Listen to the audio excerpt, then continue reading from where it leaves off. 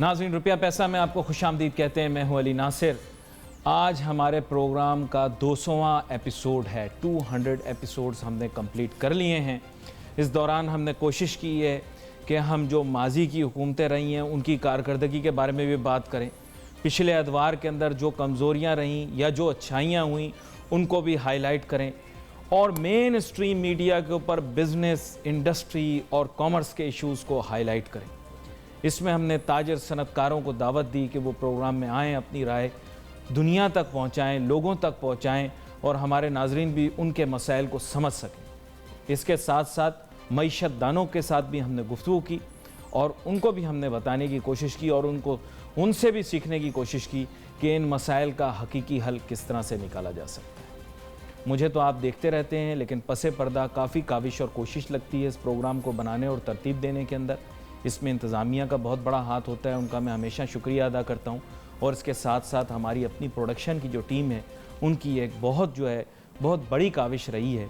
कम ही प्रोग्रामों को इतना मौका मिलता है कि इतने कम वक्त में वो इतनी लंबे सफ़र को या इतने लंबे डिस्टेंस को कवर कर सकें। आज हमने खुसूसी तौर पर डॉक्टर सलमान शाह साहब, जो कि साबिक वफाकी वज़ीर ख़जाना रहे हैं, उनको हमने मदऊ किया प्रोग्राम के अंदर ताकि उनसे जान सकें कि अब आने वाली हुकूमत ने जो अपने लिए चैलेंजेस सेट किए हैं उनको वो किस तरह से अचीव कर सकते हैं। इसके बारे में बात करेंगे। डॉक्टर सलमान शाह साहब, आपको वेलकम करता हूँ। जी, थैंक यू, शुक्रिया। डॉक्टर सलमान शाह साहब, हम देख रहे हैं कि जब भी हुकूमतें आती हैं अपने लिए इलेक्शन से पहले बहुत बड़ा हदफ रख देती हैं, बहुत बड़ी लोगों की एक्सपेक्टेशंस जो है, मैं ऐसे कहूँगा कि एक्सपेक्टेशंस को बढ़ा देती हैं। अब इस दफ़ा भी कुछ इस तरह के टारगेट्स रखे गए हैं जो हैरान कुन है। 5 मिलियन हाउसेस तामीर करने हैं, बड़ा चैलेंज है। कुछ लोग कहते हैं अचीवेबल हैं।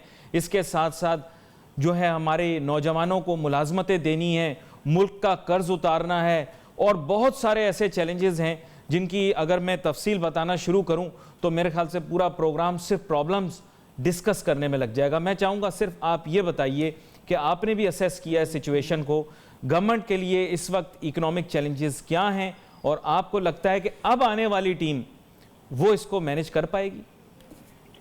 अली, पहली बात तो मैं ये कहूँगा कि ये जो इलेक्शंस हुए हैं ये पाकिस्तान की हिस्ट्री में मेरा ख्याल है सबसे इम्पोर्टेंट इलेक्शंस हुए हैं। उसकी वजह ये है कि एक लेवल पे हम आ चुके हैं जहाँ पे आपका खित्ते में एक बहुत बड़ा रोल बनने को जा रहा है, जहाँ पे फॉरेन पॉलिसी के बेशुमार इश्यूज आपके लिए अपॉर्चुनिटीज़ क्रिएट कर रहे हैं। चीन के साथ आपकी राहदारी बन रही है और हम देख रहे थे कि इस इलेक्शन में जो पीटीआई ने जो अपना मैंडेट दिया था वो बड़ा क्लियर था कि वो पाकिस्तान के अवाम को अपग्रेड करेंगे, इंटरनेशनल लेवल तक लेके आएंगे। फ्लाई इस्लामी रियासत का मतलब ये है इक्वालिटी ऑफ अपॉर्चुनिटी एंड उसके साथ गवर्नेंस के इश्यूज ये लेके आए और इनको हमें लास्ट मोमेंट तक नहीं पता था कि क्या पाकिस्तान के अवाम इनको वो मैंडेट देंगे जिसकी ज़रूरत है। तो आई थिंक एक तो ये है कि इनको मैंडेट दिया गया है, इवन दो अभी वो हुकूमत बनाने में लगे हुए हैं, थोड़ा सा वो शॉर्ट है, लेकिन पाकिस्तान ने वोट किया है कि हम governance reforms, human development reforms और हम एंटी करप्शन के ऊपर हम वोट दे रहे हैं। सो आई थिंक गवर्नमेंट का ऑब्जेक्टिव बड़ा क्लियर होना चाहिए। मैं कहता हूँ कि 3 C's हैं जिसके ऊपर इनको अपनी पूरी तवज्जो देनी पड़ेगी। नंबर 1 तो इन्होंने दी है करप्शन के ऊपर, दूसरा नंबर है कॉम्पिटेंस का, कि कॉम्पिटेंस आपकी इंटरनेशनल स्टैंडर्ड की होनी चाहिए, और तीसरा ये है कि पाकिस्तान की इकॉनमी की कम्पेटिटिवनेस, दुनिया में अगर आपने एक रोल बनाना है, आप दुनिया की 6ठी सबसे बड़ी आबादी हैं और में भी सबसे यूथफुल आबादी जो है वो पाकिस्तान में है, और आपके 60% आबादी 25 साल से कम उम्र की है। सो आज से लेके अगले 30 साल पाकिस्तान के नौजवान जो हैं पाकिस्तान को रीशेप कर सकते हैं। ये चलें, इसको 3 C's को हम लेकर चलते हैं मुख्तसरन। मैं चाहूँगा सबसे पहले आप ये बताएं कि अगर करप्शन के ख़िलाफ़ ये बात करते हैं, एंटी ग्राफ्ट जो है हमारे यहाँ एक मूवमेंट चलती है, तो क्या वो इकॉनमी के लिए अच्छी होगी या बुरी होगी? आई थिंक वो इकॉनमी के लिए बहुत अच्छी है। उसकी वजह ये है कि हमने देखा है कि हमारी कॉस्ट ऑफ डूइंग बिजनेस जो बढ़ती चली जा रही है, उसमें करप्शन का भी एक बहुत बड़ा हिस्सा है। क्योंकि हम देखते हैं कि अगर आप पावर सेक्टर को ले लेते हैं, और पावर सेक्टर में जो बिजली अब पाकिस्तान को मुहैया की जा रही है, वो खित्ते में सबसे एक्सपेंसिव बिजली है। और वो बिजली भारत, बांग्लादेश, चाइना से तकरीबन ऑलमोस्ट डबल प्राइस पे आ रही है। और उसमें ये बहुत बड़ा हिस्सा जो है ये किकबैक्स और कमीशंस का है, और बहुत बड़ा हिस्सा कॉम्पिटेंस का है कि इनकॉम्पिटेंट मैनेजमेंट सिस्टम की गई है। और जो आपका पूरा निज़ाम है बिजली का इस वक्त, उसको अगर आप देखें, सबसे बड़ी चोरी उसमें होती है। सबसे बड़ी जो मिस गवर्नेंस है वो उसमें होती है। आपका सर्कुलर डेट 1000 अरब रुपए तक पहुंचा हुआ है। आपके अदारे जो हैं वो बिल्कुल मफलूज और फारग हो चुके हैं। सो पावर सेक्टर हमें दिखाता है कि मजमूई तौर पे पाकिस्तान की मैनेजमेंट कैसी है, क्योंकि ये बहुत बड़ा एक इशू था पिछले 5-10 साल में। पावर सेक्टर सबसे बड़ा इशू था। लेकिन पावर सेक्टर रिफॉर्म करने के लिए जो रिसोर्सेज रिक्वायर्ड हैं, जो कॉम्पिटेंस रिक्वायर्ड है, या जो विलिंगनेस रिक्वायर्ड है, उसमें पॉपुलर स्टेप्स भी हो सकते हैं और अनपॉपुलर स्टेप्स भी हो सकते हैं, क्योंकि उसमें फिर जाहिर बात है प्राइवेटाइजेशन ऑफ डिस्कोज भी आएगा। तो आई डोंट नो कि ये इनके मैंडेट में शामिल होगा या नहीं। नंबर 1 तो ये बात है कि अगर पाकिस्तान का ये जो एनर्जी सेक्टर में एक सिंपल सी चीज पहले होती कि आप कंपेटिटिव बिडिंग कराते, तो ये जितने आपको कोयले के प्लांट्स नजर आ रहे हैं वो आधी कीमत पे बनते।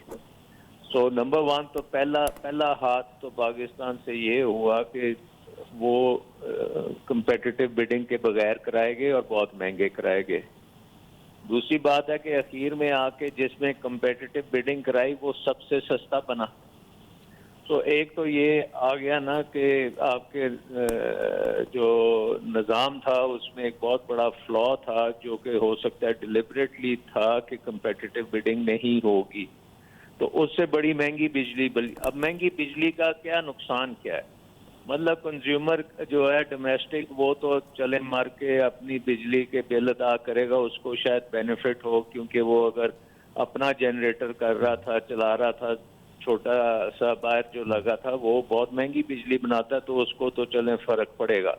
लेकिन जहाँ पे आपकी इंडस्ट्री है, जहाँ पे टेक्सटाइल इंडस्ट्री है, बाकी इंडस्ट्रीज हैं जिन्होंने दुनिया में कम्पीट करना है, तो उनके कंपटीशन वाले जो हैं वो 4-5 रुपए की उनको बिजली मिले, हमारी टेक्सटाइल इंडस्ट्री को 12-13 रुपए में वो बिजली मिले, तो वो कैसे कम्पीट करेंगे? सो इंटरनेशनल रेस जो है कंपटीशन की, उसमें आपको एक बहुत बड़ा धचका लगा, जिसमें मेरा ख्याल है कि करप्शन और कॉम्पिटेंस का बहुत बड़ा रोल है। अच्छा, चलें, यहाँ पर थर्ड एक चीज़ है, वो भी मैं आपके साथ डिस्कस कर लेता हूँ। मेन एम ये है कि सीपेक का जो प्रोजेक्ट है, जो कि अब मैं तो कभी भी इसके बारे में कोई पॉजिटिव नहीं रहा, मैं हमेशा से स्केप्टिकल रहा हूँ। लेकिन मेन एम ये है कि इन्होंने $46 बिलियन में से एक सब्सटेंशियल पोर्शन एनर्जी सेक्टर को देना था। उसमें से कितना आपने देखा है अपनी आंखों से लगते हुए, या आपको महसूस हुआ है कि वो आ गया पाकिस्तान? लेकिन सबसे पहली बात तो ये है कि जो आपका कॉस्ट आनी चाहिए थी, लेट्स से $700, $800, $800,000 पर मेगावाट, वो इन्होंने अपने जो दिए हैं वो $1.5 मिलियन पर मेगावाट पे दिए। तो सबसे पहले तो ये है कि वो जो बिजली का कंपोनेंट आना था वो सबसे महंगा कर दिया, उसको तो आधा होना चाहिए था, वो डबल कर दिया। दूसरी बात यह है कि जब आप पानी के भी जो सीपेक के तहत मंसूबे लग रहे हैं, उनको जब आप दासू से कंपेयर करते हैं जो कि वर्ल्ड बैंक लगा रहा है, तो वर्ल्ड बैंक का पर मेगावाट कॉस्ट दूसरों से बहुत कम है। तो सीपैक में ये एक $46 बिलियन में बहुत ज़्यादा इनएफिशिएंसी भी है, क्योंकि हमारे निज़ाम ने उसको चेक नहीं किया कि वो कंपेटिटिव है या नहीं है। जो भी आता जा रहा है वो करते जा रहे हैं बगैर जो भी आता जा रहा है वो करते जा रहे हैं। हैं। यहाँ पर मुझे एक छोटी सी ब्रेक लेनी है। डॉक्टर सलमान शाह साहब विद अस, और ब्रेक के बाद हम मजीद गुफ्तगू करेंगे कि इन चैलेंजेस को किस तरह से मीट करें। Let's take a short break.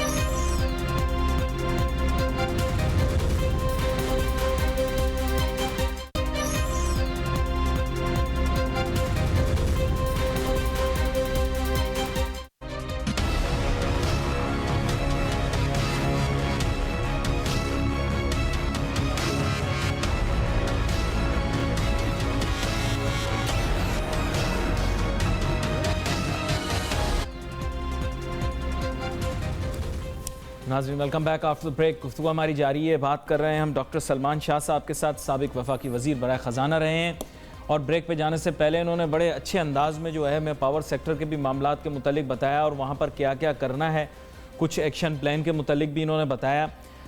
Doctor Salman Shah साहब, अब मैं, क्योंकि वैसे तो आप बड़ा मुतवाज़िन जवाब देते हैं, बड़ी एहतियात से जवाब देते हैं, लेकिन मैं चाहता हूँ कि कुछ ऐसा मज़ेदार किस्म का जवाब हो कि हमारे नाजरीन भी उसे भरपूर तौर पर जो है समझ सकें, उसके माने भी। और शायद जैसे माजी में तो हम तनकीद करते रहे, लेकिन मैं आज चाह रहा हूँ थोड़ी मस्बत गुफ्तगू हो। आपको लगता है ये जो आने वाली हुकूमत है इसकी भी कोई टीम एग्जिस्ट करती है? क्योंकि अभी तक लोग ऐसा महसूस कर रहे हैं कि भाई एक शख्स उनके यहाँ ऐसा है जो कि वज़ीर ख़जाना बन जाएगा, he is a obvious candidate. I am not really sure. मैंने तो इस मुल्क के अंदर बहुत सारे अप्स एंड डाउन्स देखें, लेकिन असद उमर साहब के मुतालिक ये कहा जा रहा है कि जनाब वो अगले वज़ीर ख़जाना होंगे। तो डू यू थिंक के, क्योंकि आप जब वज़ीर ख़जाना थे तब वो एक कॉर्पोरेट लीडर थे, do you think he will be able to manage this?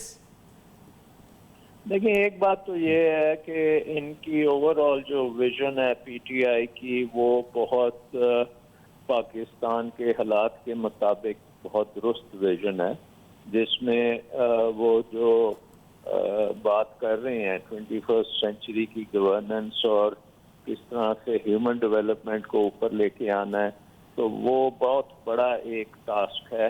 और वो पूरी काबीना, मेरा ख्याल है कि इनको बेहतरीन काबीना बनानी पड़ेगी, जिसमें फाइनेंस मिनिस्टर भी टॉप क्लास होने चाहिए, एनर्जी मिनिस्टर भी टॉप क्लास होने चाहिए, एजुकेशन, हेल्थ, ये नेचुरल रिसोर्सेज, ये सारी चीज़ों को आपने एक बड़े कॉम्प्रिहेंसिव तरीके से देखना पड़ेगा। अब असद उमर साहब एक कॉर्पोरेट लीडर डेफिनेटली रहे हैं और उनके पास मेरा ख्याल है कि एबिलिटी होगी कि वो एक बहुत अच्छी टीम अपनी बना सकें और उसमें फिर एक ओवरऑल प्लान वो बना सकें जो कि फाइनेंस करे पाकिस्तान की एक्टिविटीज़ को। लेकिन मैं आपके सामने एक चैलेंज रखता हूं। जो ओवरऑल प्लान है वो रिस्पॉन्सिबिलिटी काबीना की है, वो रिस्पॉन्सिबिलिटी नेशनल इकोनॉमिक काउंसिल की है कि वहाँ पे एक कॉम्प्रिहेंसिव स्ट्रेटजी पाकिस्तान की तरक्की के लिए बने और उस स्ट्रेटजी के लिए अदारे भी बने, उस स्ट्रेटजी के लिए इम्प्लीमेंटेशन के तरीके कार भी बने और उस स्ट्रेटजी के लिए फाइनेंसिंग भी बने, जिसमें प्राइवेट सेक्टर का बहुत बड़ा एक रोल होगा। और लेकिन सर देखिए, एक चीज आपके सामने रखता हूं, you been a finance minister yourself. देखिए, असल में बात यह कि की मैक्रो इकोनॉमिक इंडिकेटर्स को अगर आज देख लिया जाए तो क्या ये उन्हें सब्सटेंशियली चेंज कर सकते हैं? हमें रियलिस्टिकली भी तो सोचना है, क्योंकि लोगों की तो बहुत सारी उम्मीदें। क्या ये फॉरेन डेट जो है वो बहुत कम कर सकते हैं? क्या ये एफडीआई के अंदर बड़ी तेज़ी से इजाफा कर सकते हैं? क्या ये पर कैपिटा इनकम के अंदर कोई बहुत ज़्यादा बड़ा इंक्रीज कर सकते हैं? क्या ट्रेड गैप को कम कर सकते हैं? ये कुछ मैं चाहूँगा आप इन इश्यूज़ को थोड़ा सा एड्रेस करें। जी जी, इसमें एक बात तो ये है कि क्लियरली इस वक्त हमारे मैक्रो लेवल के बहुत इम्बैलेंसेस हैं और उसके लिए करेक्शन जो है बहुत तेज़ी से हमें करनी पड़ेगी, जिसमें इंटरनेशनल सपोर्ट की डेफिनेटली ज़रूरत होगी। अब खबरें आ रही हैं कि इस वक्त चीन जो है वो भी आगे आया है, $2 अरब उसने पाकिस्तान को दिए हैं इमीडिएट डिस्बर्समेंट के लिए और उसके पीछे $5 अरब की बात हो रही है। सऊदी अरेबिया से $1 अरब की बात आई है। बाकी ममालिक से भी आएगी, और इसके साथ साथ इंटरनेशनल फाइनेंशियल इंस्टीट्यूशंस जो हैं, जिसमें IMF भी होगी, वर्ल्ड बैंक होगा, एशियन डेवलपमेंट बैंक होगा, इस्लामिक डेवलपमेंट बैंक होगा, एशियन इंफ्रास्ट्रक्चर बैंक होगा। तो ये एक इंटरनेशनल पूरा एक सपोर्ट सिस्टम होगा। और उसके बाद फिर आपकी इंटरनेशनल कैपिटल मार्केट्स होंगी, GDRs की मार्केट्स होंगी, इंटरनेशनल इक्विटी मार्केट्स होंगी, प्राइवेट इक्विटी आएगी। सो आपका काम ये है कि एक ऐसा माहौल क्रिएट करना जिसमें ये बड़ा एक इन्वेस्टर फ्रेंडली इन्वायरमेंट पाकिस्तान में बने, ताकि ये जो इन्वेस्टमेंट आनी चाहिए पाकिस्तान की इकोनॉमिक ग्रोथ के लिए। सो नंबर वन जो आपका क्वेश्चन है कि स्टेबिलिटी की तरफ ऑलरेडी जो बयानात आ रहे हैं हुकूमत से वो बड़े कंड्यूसिव हैं, और इंटरनेशनली भी जो बयान आ रहे हैं वो भी आई थिंक ठीक हैं, और जो एक्शंस आ रहे हैं in terms of Chinese and Saudi support वो भी एक बड़ी पॉजिटिव एलिमेंट है। और इसमें अगर ओवरसीज पाकिस्तानीज भी कुछ अपनी एफर्ट मारें, बिकॉज उनको भी एक नज़र आ रहा है कि पाकिस्तान में अपॉर्चुनिटी, तो मेरा ख्याल है कि वो जो फाइनेंशियल क्राइसिस इस वक्त बना हुआ है, बैलेंस ऑफ पेमेंट क्राइसिस, उसको हम जल्दी हल कर लेंगे। लेकिन असल चीज़ जो है वो है transformation of the economy. Transformation of the economy का मतलब ये है कि हमारे जो लोग हैं 210 मिलियन की जो पॉपुलेशन है, उसमें जो मैंने पहले भी बात की कि बहुत नौजवान हैं, और हर साल तकरीबन 30 लाख नए रोजगार के मौके बनाना पड़ेंगे। और वो जो हैं उसके लिए आपके जो प्रोडक्टिव सेक्टर्स हैं, जिसमें आपका एग्रीकल्चर है, जिसमें आपकी मैन्युफैक्चरिंग है, जिसमें आपकी माइनिंग एंड मिनरल्स हैं, जिसमें आपकी सर्विसेज हैं, ये जो 4 कंपोनेंट्स हैं आपकी इकोनॉमी को, इनको बहुत तेजी से ग्रो करना पड़ेगा। तो अब अगर हम एग्रीकल्चर को ले लें तो एग्रीकल्चर तो इस वक्त दुनिया में बिल्कुल इनकम्पिटिटिव हुई हुई है। पाकिस्तानी एग्रीकल्चर हर चीज़ जो है हमारी दुनिया की प्रोडक्टिविटी से सबसे कम है। पानी का बहुत बड़ा एक क्राइसिस है, डैम्स का बहुत बड़ा एक क्राइसिस है, और आई थिंक एग्रीकल्चर में 60% आपकी आबादी अभी भी एग्रीकल्चर के साथ लगी हुई है। तो एक तो ये है कि आपको एग्रीकल्चर को मॉडर्नाइज करना है और डैम्स बनाने हैं, और 20 लाख एकड़ जमीन और कल्टीवेट करनी है जो इस वक्त बंजर पड़ी हुई है। वहाँ पे नहरी निज़ाम लेके जाना है, वहाँ पे फर्टिलाइजर लेके जाना है, वहाँ पे टेक्नोलॉजी लेके जानी है, फार्म मैनेजमेंट लेके जानी है, यूनिवर्सिटीज का काम सारा करना है, नए जो क्रॉपिंग पैटर्न्स हैं वो करने हैं। सर ये तो मेहमत टास्क है, तो बहुत बड़ा टास्क आप बता रहे हैं। बिल्कुल, ये आपको करना पड़ेगा। उसके अलावा आपको फिर ये शहरों में जो आबादी आती जा रही है, अर्बनाइजेशन हम देख रहे हैं पाकिस्तान में बहुत तेजी से। पाकिस्तान इस वक्त दुनिया का सबसे तेज अर्बनाइज कंट्री बनती जा रही है। बड़ी तेजी से लोग देहातों से अर्बन एरियाज में जा रहे हैं। जिसका मतलब क्या है? जिसका मतलब ये है कि आपके बड़े शहर तो हैं ही हैं, कराची है, लाहौर है, मुल्तान है, सब ये फैसलाबाद है, इस्लामाबाद, पेशावर, कोयटा। पाकिस्तान में तकरीबन 15 शहर ऐसे हैं जिनकी आबादी जो है वो तकरीबन 10 लाख से ज्यादा है।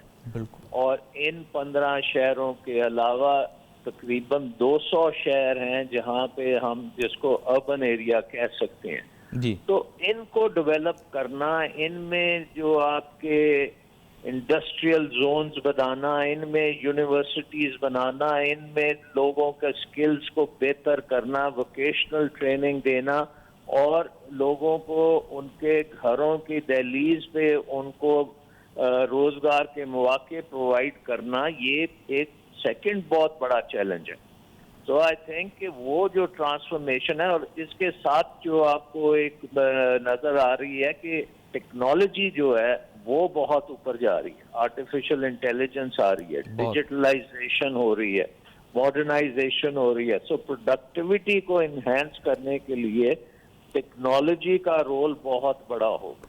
सर इन्होंने बेसिकली एक बहुत अहम जो जिसे कैटलिस्ट कह सकते हैं फॉर इकोनॉमिक ग्रोथ ये कहा है कि हम हाउसिंग लाएंगे और 5 मिलियन घर बनाएंगे, यानी approximately 5 trillion rupees are required to execute this on the basic level without any government equity in land. रफली ये मुमकिन है? आई थिंक ये आई डोंट नो कि ये करंट हालात में ये मुमकिन नहीं है, लेकिन आपको फिर एक हाउसिंग का सिस्टम बनाना पड़ेगा जिसमें हाउसिंग फाइनेंस से लेके हाउसिंग की कंस्ट्रक्शन और मॉर्टगेजेस फाइनेंस और किस तरीके से आप शहरों को आबाद करेंगे, किस तरीके से वहाँ पे डेवलपमेंट लेके आएंगे, किस तरीके से वहाँ पे आप सीवरेज का निज़ाम लाएंगे, साफ पानी का निज़ाम लाएंगे, किस तरीके से वहाँ स्कूल कॉलेजेस बाकी चीज़ें जो बनाएंगे, और उसके साथ फिर ये हाउसिंग बनेगी। और हाउसिंग जाहिर है कि उसमें जो लोग आबाद होंगे उनके लिए आपको जॉब्स भी चाहिए।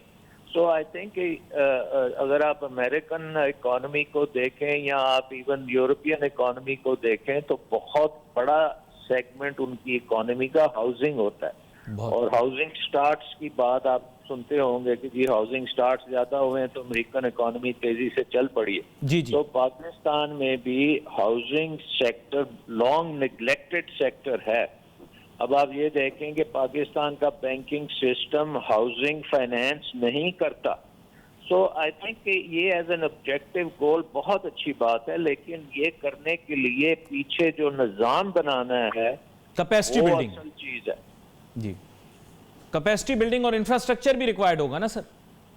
जी बिल्कुल। अब इंफ्रास्ट्रक्चर में तो कनेक्टिविटी है, आजकल तो आपको पता है ज़्यादा दौर ही कनेक्टिविटी का है। जी। अनफॉर्चुनेटली सीपैक की वजह से पाकिस्तान पहली दफ़ा कनेक्ट होने जा रहा है कि आप गवादर से अगर चलें तो आप 24 घंटे में पाकिस्तान गवादर से कराची, कराची से लाहौर, लाहौर से पेशावर, पेशावर से कोयटा, कोयटा से गवादर 24 नहीं तो 48 घंटों में पूरा कर लेंगे जब ये सीपैक का निज़ाम बन जाएगा। चले, let's be hopeful. If it's good for our country it should take place soon. Please remain with us. Doctor साहब हमें एक छोटी सी ब्रेक लेनी है, ब्रेक के बाद वापस आते हैं। फिर मैं आपसे जानने की कोशिश करूंगा क्या एफडीआई और ओवरसीज पाकिस्तानी इसका पैसा भी पाकिस्तान में फ्लो करेगा। Let's take a short break.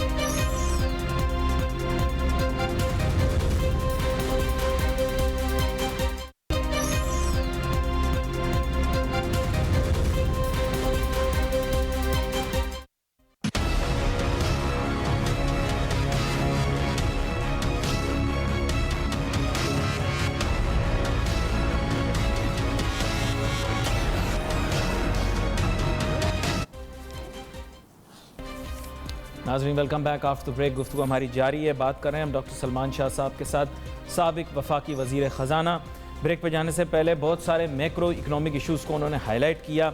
Doctor Salman Shah साहब, अब जो सबसे पेचीदा चीज़ है वो ये है कि गैर मुल्की जो सरमायाकार हैं क्या वो पाकिस्तान में आकर अपना सरमाया लगाएंगे, क्योंकि उनकी एक्सपेक्टेशंस जो होती हैं वो इकॉनमी से बढ़कर पॉलिटिकल सिस्टम के ऊपर कॉन्फिडेंस से भी रिलेटेड होती हैं, और ओवरसीज़ पाकिस्तानियों की भी जो मोहब्बत है या रग़बत है हमारे मुल्क से, उसका जो एक एलिमेंट है वो इससे रिलेटेड होता है कि सियासी जमात कौन सी इस वक्त हुकूमत में।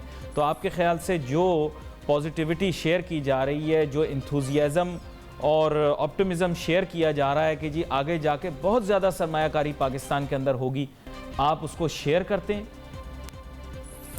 सर, पहली बात तो ये है कि इलेक्शन से पहले हमने देखा कि मार्केट्स हमारी पूरी तरह नीचे गिरी, और मेरे ख्याल में उसका सबसे बड़ा जो वजह थी वो ये थी कि पीएमएलएन की जो स्ट्रेटजी थी वो महाजराई की स्ट्रेटजी थी, जिसमें उन्होंने जुडिशरी को और फौज को तनकीद का निशाना बनाया, और ऐसे लग रहा था जैसे वो एक किस्म का सिविल वॉर की तरफ हम जाएंगे और पाकिस्तान की जो अदारे हैं वो मिसमार हो जाएंगे और एक किस्म का कोई रेवोल्यूशन सा आ जाएगा पाकिस्तान में।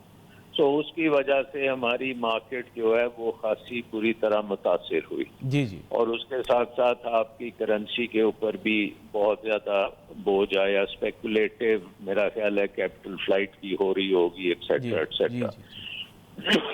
अब इलेक्शन के बाद एक सर्टन मैच्योरिटी आई है कि पाकिस्तान की जो वोटर है, पाकिस्तान की जो अवाम है, उसने मैंडेट एक ऐसी पार्टी को दिया है जो रिफॉर्म ओरिएंटेड पार्टी है। जी। वो तसादम की तरफ उनकी कोई रविश नहीं है। वो सिविल, मिलिट्री, जुडिशरी और अदारे जो हैं वो सारे एक पेज पे होके काम करेंगे और उनकी फलाह जो है, उनकी जो इस्लाहात हैं वो सारी एक सही तरीके से होंगे। सो आई थिंक ये एक बहुत बड़ा फैक्टर आ गया है कि पाकिस्तान का स्टेट जो है वो बड़ा स्टेबल है और उसको आप अंडरमाइन नहीं कर सकते। तो ये एक बड़ी पॉजिटिव चीज़ है।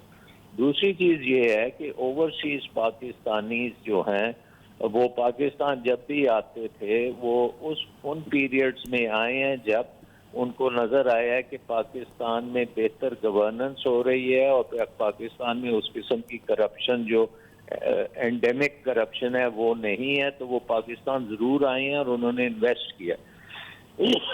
अब आप देखें कि 2008 में पाकिस्तान का जो इन्वेस्टमेंट टू जीडीपी रेशियो एक होता है, आपको पता है, जो इंडिकेट करता है कि इकोनॉमी में आप इन्वेस्टमेंट कितनी कर रहे हैं, तो वो तकरीबन 24% था जी। और 2008 से लेके 2018 तक वो 24% से गिर के 12% पे गया और फिर 15% ऑफ जीडीपी पे वो सेटल कर गया जी। तो हमें एक्चुअली चाहिए कि कम से कम पहले तो हम 24% जीडीपी का इन्वेस्टमेंट करें और उसके बाद उसको और आगे जाना चाहिए 30%, क्योंकि हमने देखा जो रैपिडली ग्रोइंग ग्रोथ अगर हमें चाहिए तो हमें री इन्वेस्ट करना पड़ेगा इन a very big way.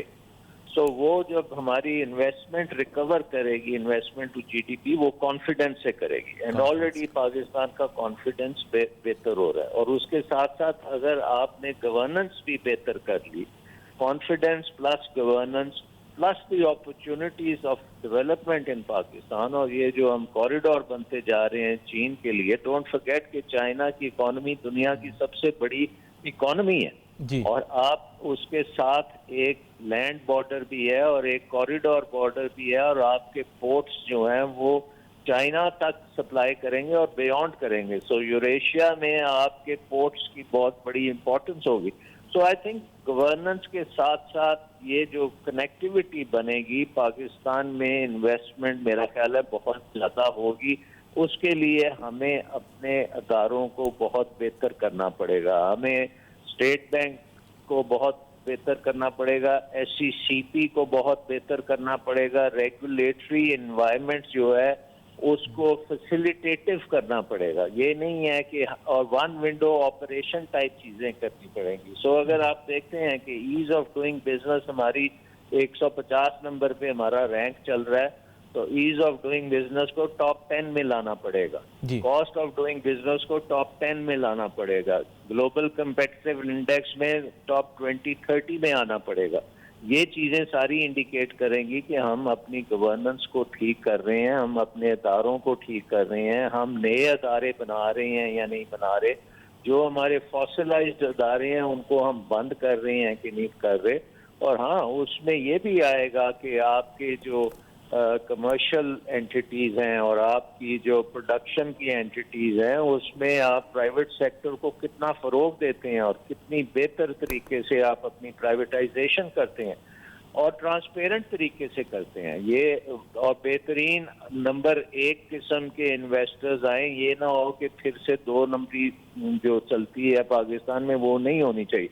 So I think बड़ी अहम गुफ्तगू हुई आपके साथ डॉक्टर सलमान शाह साहब, और हमेशा जो है बहुत अच्छा रहता है क्योंकि आप बड़ा मुफस्सिल किस्म का जवाब देते हैं, मुख्तलिफ ज़ावियों से पाकिस्तान की मईशत को देखते हैं। आपका बहुत शुक्र शो में आज हमारे साथ शामिल हुए। नाजरीन, we wait for your messages on Facebook. यहाँ पे अली नासिर हमारी टीम को इजाज़त दीजिए। अल्लाह हाफ़िज़।